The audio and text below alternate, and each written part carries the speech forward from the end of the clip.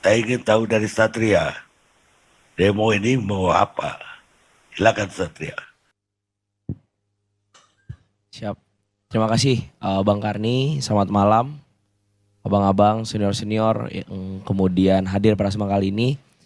Yang jelas pertama ingin saya coba garis bawahi bahwa demonstrasi lebih dari sekedar mobilisasi massa, teriak-teriak di jalan, bahwa murni memang demonstrasi adalah gerakan sipil yang organik, yang itu adalah akumulasi dari kemarahan-kemarahan publik, kemarahan-kemarahan rakyat, yang kerap kali rasa-rasanya bukan menjadi variabel penting bagi Presiden Jokowi melihat kemarahan publik untuk didengar dan untuk direspon.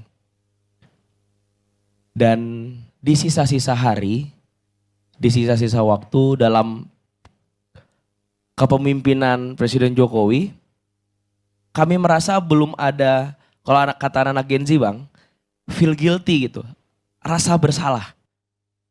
Dari banyaknya produk-produk hukum yang bermasalah, yang jelas-jelas orkestratornya adalah Jokowi beserta kroni-kroninya di Senayan. Kawan-kawan kami aktivis, jurnalis, akademisi yang kemudian melakukan perlawanan direpresi. Banyak tanah-tanah rakyat yang kemudian digusur untuk kepentingan proyek-proyek pemerintah yang tidak memerhatikan aspek-aspek humanis dan aspek-aspek lingkungan gitu. 10 tahun ini rasa-rasanya kami dari BMSI sedang merecap bukan lagi 10, 15, 20 dosa Jokowi tapi 1000 dosa Jokowi gitu. Dan yang ketiga, dalam transisi ternyata Bang, kita ingin lepas dalam cengkeraman Jokowi yang kerap kali kalang kabut. Dalam transisi ini melihat apakah ini menjadi bencana, apakah ini menjadi sebuah hal yang akan mengkhawatirkan gitu bagi dia karena telah gugur sebagai presiden. Dengan banyak mengorkestrasi instansi-instansi, mengorkestrasi struktural pemerintahan baru dengan bahasa orangnya Jokowi gitu. Kami mahasiswa sangat terganggu gitu. Ibarat kata kami di BEM dengan kepengurusan 1 tahun, transisi tahun depan. Misalnya saya Presiden BEM Universitas Brawijaya tidak ingin diintervensi oleh Presiden BEM sebelumnya. Karena saya punya visi, misi, serta arah gerak yang kemudian harus teraktualisasi dengan baik tanpa intervensi gitu. Belum lagi bahwa wakil presiden terpilih adalah anak Jokowi yang jelas-jelas kita bias melihat hubungan ayah dan anak lebih dari sekedar hubungan presiden lama dan wakil presiden terpilih. Sehingga berbicara demonstrasi yang akan datang, kami sudah cukup muak setiap demonstrasi Bang. Dibilang ditunggangi, kita dibilang eksklusif dan sebagainya macam, jelas-jelas kita bersatu. Bahkan sekarang di kalangan-kalangan masyarakat yang dulunya mungkin terpolarisasi, oke ada gerakan kiri, ada kemudian gerakan yang punya paham ini dan sebagainya macam. Sekarang berbicara gerakan sipil, asal narasinya sama dan isunya sama bahwa Jokowi dan keluarga harus diadili, kita datang ke sudut-sudut kampus, kita sedang ke sudut-sudut kota untuk berkonsolidasi gitu. Dan 22 sampai 23 Agustus peringatan darurat revisi undang-undang pilkada, Bang, kami tidak melakukan konsolidasi sedikit pun. Saling tanya antar elemen, antar BEM tuh enggak. Ketika kemudian peringatan darurat revisi undang-undang pilkada, semuanya turun dari seluruh kalangan. Mahasiswa, middle class, partai buruh, kemudian elemen-elemen buruh gitu. Petani dan sebagainya macamnya datang tanpa terkonsolidasi. Walaupun memang ada plus minus misalnya no leader ketika kemudian di lapangan segala macam. Artinya ketika kemudian saya ditanya, ini konsolidasinya kapan Bung? Ya kita tanpa konsolidasi dan secara tidak langsung elit-elit lah yang mengkonsolidasikan kita untuk datang ke sini dengan rasa marah. Dan revisi undang-undang pilkada dengan sebanyak itu masa aksi, saya yakin betul bahwa tidak semuanya marah akan revisi undang-undang pilkada dan bahkan ada beberapa teman-teman yang nggak ngerti. Tapi turunnya mereka adalah bentuk akumulasi dari 10 tahun ke belakang. Sehingga ini menjadi peringatan yang luar biasa darurat gitu. Ketika kemudian hari ini Presiden Joko Widodo masih tone deaf. Kalau kata anak-anak Gen Z, feel guilty gitu, rasa bersalah yang nggak ada gitu. Tiba-tiba rilis, ayo jangan lupa apa sahkan RUU perampasan aset. Padahal kan jelas-jelas Pak Jokowi lah yang dibilang sebagai Raja Jawa berkonsolidasi dengan elit-elit di Senayan untuk menggolkan produk hukum yang bermasalah di setiap tahunnya. Tapi kenapa RUU perampasan aset diserahkan ke publik seakan-akan ayo lo didorong segala macam. Sehingga full of gimmick gitu. Belum lagi Gibran dengan penuh dinamikanya di masa menjelang dia dilantik dan mengapa menjadi alasan kuat bahwa tidak layak untuk dilantik gitu. Dengan ada Fafa adalah sebagai bentuk malunya narasi-narasi yang dulu ketika pemilu bahwa Gibran adalah harapan anak muda, representasi anak muda. Kami anak muda malu ketika representasi kami adalah Gibran. Bang, gitu. Ketika kemudian, iya, karena banyak hal yang kemudian perlu kita cermati dari mungkin proses pemilu yang seperti apa dan sebagainya macam. Jadi kira-kira begitu Bang Karni kalau misalnya berbicara tadi demonstrasi dan link back ke belakang mengenai belakangan ini gerakan-gerakan sipil yang hadir di masyarakat. Jadi apa persisnya tuntutan para demonstran dari Senin besok itu?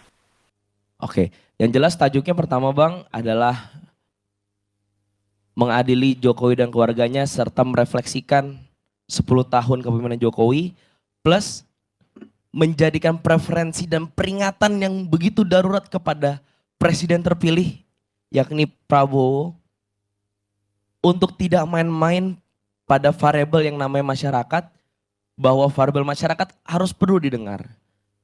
Jadi sehingga tajuknya itu Bang, kalau bicara tuntutan secara teknis harus dikonsolidasikan bersama teman-teman secara rigid. Yang jelas perkiraan saya ketika mungkin konsolidasi itu akan dilakukan oleh teman-teman di seluruh Indonesia, tidak lain tidak bukan bahwa Jokowi harus bertanggung jawab ketika dia berjanji untuk KPK diperkuat dan dia juga yang melemahkan KPK secara sistematis gitu. Dengan revisi undang-undang KPK gitu. Dia yang kemudian berjanji untuk menuntaskan pelanggaran HAM-HAM berat dan di zaman dia pula gitu. Bahwa sepak bola menjadi satu permainan yang mengerikan karena membuat 135 orang meninggal di Malang Bang. Sehingga kemudian rasa-rasanya 10 tahun ini makin banyak tuntutan yang jelas-jelas kita akan linearkan dengan gerakan-gerakan sebelumnya, reformasi di korupsi di tahun 2019 dan rasa-rasanya tajuk besarnya reformasi masih di korupsi dan adili Jokowi dari 10 tahun kepemimpinannya dan jadikan ini menjadi preferensi kepemimpinan Prabowo Gibran. Ya, halo teman-teman, selamat datang lagi di channel ini. Ya, sangat tertarik untuk membahas penyampaian dari salah satu mahasiswa, ya, yang dimana di acara ILC di sana ada politisi-politisi, pengamat politik, dan juga Pak Karni, ya. Dan tadi sebetulnya kalau saya menyimak inti poin-poin tertentu, ya, yang istilah kata poin-poin penting yang saya lihat bahwa adanya semacam bagaimana agar rakyat menerima setidaknya klarifikasi dari Pak Jokowi, contoh seperti itu. Atau kalau saya yang tangkap adalah bagaimana agar Jokowi itu bisa diadili. Nah, seperti itu. Itu poin-poin penting yang mungkin bisa saya kutip, ya. Kalau salah silakan teman-teman koreksi juga nanti. Dan memang kebetulan lewat di beranda, saya nggak tahu videonya ini kapan ya, tapi saya tertarik di masa transisi pemerintahan Jokowi kemarin. Sebetulnya banyak yang sudah lama menanti hal tersebut dan mungkin banyak juga yang tidak menginginkan hal itu terjadi. Tetapi bagaimanapun itu memang sudah diatur dalam undang-undang kita bahwa pemimpin dibatasi, ya, sebagai presiden hanya dibatasi boleh menjabat selama 2 periode, ya karena memang kita melihat sejarah bangsa kita ya seperti zaman pemerintahan Soeharto dulu kurang lebih 32 tahun menjabat sebagai presiden dan adanya intimidasi di sana dan seolah-olah negara ini punyanya sendiri gitu ya. Itu yang terjadi pada pemerintahan Soeharto dulu ya. Kemudian kita sudah masuk di era reformasi. Jadi mungkin ada undang-undang yang memang sudah dibentuk, itu sudah disahkan dan sudah disepakati bahwa pemimpin atau presiden dibatasi hanya 2 periode saja. Makanya kemarin sempat ada wacana-wacana atau orang-orang yang menyampaikan bahwa Jokowi lanjut 3 periode atau Jokowi diberikan tambahan masa jabatan, ya penambahan waktu. Banyak juga kemarin yang sempat menggaungkan itu, tetapi yang saya dengar Bu Mega menolak dan tidak memberikan restu. Sebetulnya kalau Pak Jokowi pengen, ya saya nggak tahu ya dia pengen apa enggak, atau kalaupun Bu Mega istilah kata merestui Pak Jokowi 3 periode dulu, ya bisa-bisa aja. Karena bagaimanapun, saya nggak tahu ya ini fakta atau tidak, tetapi berdasarkan hasil survei, tingkat kepuasan masyarakat terhadap kepemimpinan Pak Jokowi selama 10 tahun ini di angka kurang lebih ya yang saya tahu 80% ya. 80 sampai 82% ya tingkat kepuasan di bawah kepemimpinan Joko Widodo. Itu hasil survei ya, hasil survei saya. Saya nggak tahu, siapa tahu surveinya dibayar atau apa gitu ya. Tapi itu yang saya lihat sejauh ini. Dan kemudian memang di masa Jokowi yang paling gencar-gencarnya kita lihat adalah pembangunan ya. Pembangunan itu memang dilakukan secara masif dan sebetulnya tak jadi masalah jika memang tak menambah utang, sebetulnya gitu ya. Tapi kalau banyak utang nambah jalan ya sama aja gitu ya. Tapi ada juga pendapat yang berbeda. Kalau tak ada jalan maka kita tidak punya akses untuk bisa kita katakan untuk meningkatkan ekonomi di suatu wilayah karena jangkauan wilayah tersebut jalannya nggak ada. Jadi bagaimana kita bisa membangun misalnya pabrik di sana atau membangun perkebunan di sana kalau jalan ke sana pun nggak ada. Nah, ada juga yang menyampaikan seperti itu. Dan ada juga sebagian yang menyampaikan ngapain bangun jalan tol padahal berutang ke sana kemari gitu ya. Dan utang itu nanti akan dibayarkan dari pajak rakyat. Artinya semakin banyak utang, peningkatan pajak juga akan semakin naik. Dan mungkin Sri Mulyani sudah sibuk mencari apa-apa aja nih yang perlu dipajakin. Nah, ada penyampaian yang seperti itu juga ya. Dan memang seperti yang disampaikan beliau tadi ya, saya nggak tahu namanya, beliau menyampaikan bahwa Jokowi harus diadili dan bahwasanya Gibran pun ya meskipun kita lihat Gibran pada kontestasi pilpres kemarin banyak problem yang terjadi ya, dan juga beliau tadi sempat mengungkit akun Fufu Fafa ya yang kerap menyerang presiden terpilih itu Pak Prabowo Subianto, dan kemudian dari PKS ya ada aktivis juga dan keluarga-keluarga Pak Prabowo juga itu kerap posting-postingannya menyerang gitu ya, dan diduga itu adalah milik Gibran. Jadi maksud beliau tadi adalah bagaimana proses hukum itu dijalankan, dan seharusnya jika memang pemilik akun itu adalah Gibran, artinya Gibran tidak layak dilantik atau tidak layak menjadi wakil presiden. Berarti videonya ini kurang lebih sebelum dilantiknya Prabowo Gibran ya kalau nggak salah. Tetapi terlepas daripada itu, coba kita lihat di sini dari Beni Mahesa. Nah, pendapatnya ini mungkin akan menjadi pelajaran kepada kita. Kami di sini di desa baik-baik saja, waktunya kerja ke kebun ya ke kebun, waktunya rehat ya rehat, waktunya makan ya makan, waktunya beribadah ya beribadah. Ya makan yang kenyang, kalau tetangga yang susah berbagi sedikit dengan tetangga. Oh iya juga. Rakyat yang mana Bung? Kami rakyat mau aman damai. Kalau ada masalah hukum ada bagiannya bro. Dapat bansos nggak apa-apa, kita rakyat mencintai Pak Jokowi seperti. Dapat bansos nggak apa-apa, kita rakyat mencintai Pak Jokowi seperti. Sebetulnya kalau kita mengingat penyampaian Jokowi dulu ya, saya nggak tahu zaman kampanye atau apa ya. Beliau itu tidak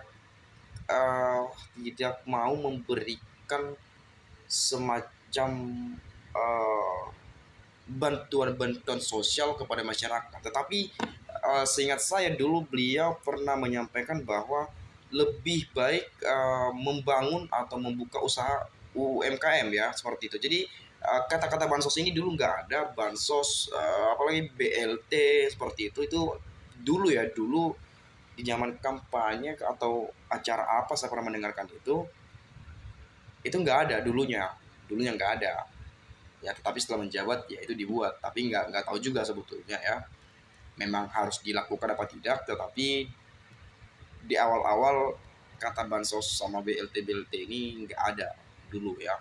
Yang ada dulu beliau turun ke lapangan, membuka usaha UMKM ke masyarakat di setiap wilayah guna untuk meningkatkan perekonomian juga sebetulnya ya. Tetapi mungkin atau bagaimana sudut pandang di skala itu yang muncullah seperti bansos-bansos ini ya, BLT bansos, apalagi BPJS ya. Sebetulnya bagus juga sebetulnya, tetapi jangan sampai kita tergiur hanya karena bansos saja, itu maksud saya. Bagaimanapun bansos itu datangnya bukan setiap bulan kalau nggak salah ya. Setiap bulan tahu apa saya nggak tahu, tapi BLT sekali 3 bulan yang jumlahnya 600.000 atau 800.000 atau paling banyak 1,2.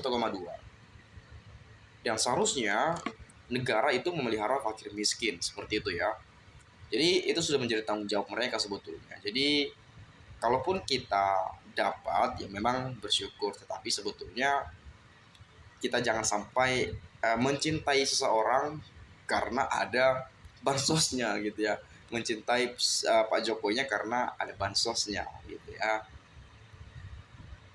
Harusnya pemimpin itu bisa menciptakan lapangan pekerjaan agar masyarakatnya bisa bekerja ya. Dan kemudian rakyat Indonesia cinta Pak Jokowi. Terima kasih Pak Jokowi presiden terbaik ya. Fenomena yang selalu terjadi di Indonesia, semangat Pak Jokowi, kamu orang baik, semoga Tuhan selalu melindungi. Ya ini video kurang lebih sebelum Pak Jokowi selesai masa jabatannya ya. Kemudian kalau kita melihat ya dari Muno, Pak Jokowi sangat berjasa pada negara dan rakyat Indonesia. Semoga beliau dianugerahi panjang umur dan sehat selalu dan lain sebagainya dan seterusnya. Pada omongi apa sih ya? Saya sebagai rakyat Indonesia, Pak Jokowi paling terbaik memimpin negara ini. Aku sehat selalu Pak Presiden Jokowi.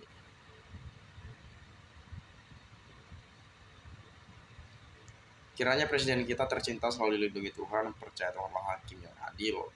Jika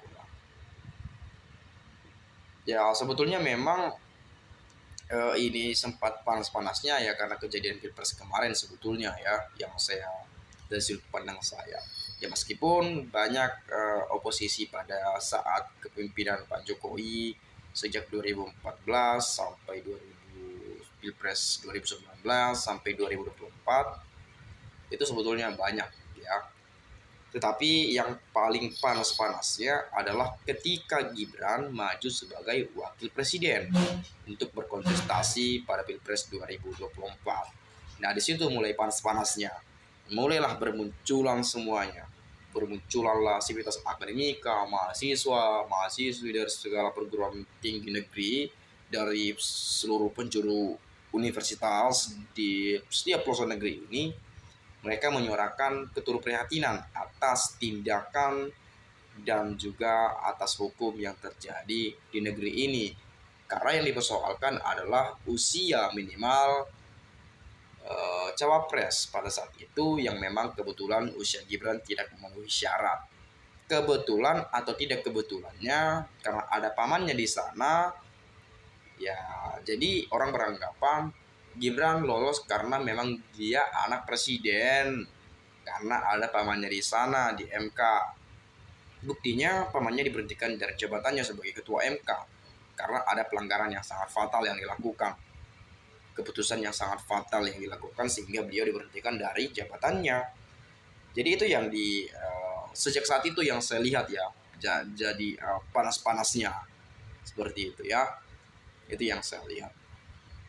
Dan sebetulnya teman-teman memang lebih paham juga menurut saya, lagi Bapak Ibu yang sudah mendalami politik-politik yang terjadi di bangsa ini.